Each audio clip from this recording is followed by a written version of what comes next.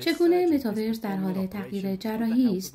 این جراح در حال انجام یک عمل جراحی به کمک واقعیت افزوده است که میتواند به آینده مراقبت‌های پزشکی تبدیل شود.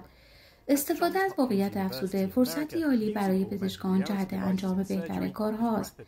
در دانشگاه جان هاپکینز آمریکا استفاده از دستگاه‌های واقعیت افزوده در جراحی به سرعت در حال تبدیل شدن به یک امر عادی است. اولین جراحی که ما با این فناوری انجام دادیم مربوط به خانمی 70 ساله بود که سالها از کمردرد رنج می‌برد. در طول جراحی یک مارکر در ستون فقرات بیمار قرار داده می‌شود.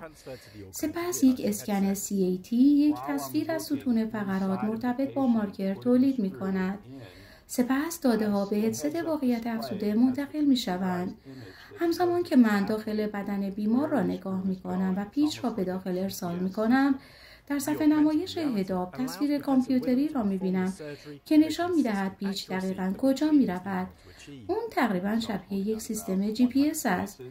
واقعیت افزوده به پروفسور ویتام اجازه می‌دهد تا عمل جراحی را با دقت بالایی انجام دهد که قبل از این با دشواری زیادی همراه بود. پس از آن حدود 100 مورد انجام دادیم و ما متوجه شدیم که دقت دستگاه در قرار دادن ابزارها در ستون فقرات تقریباً 98% باشد.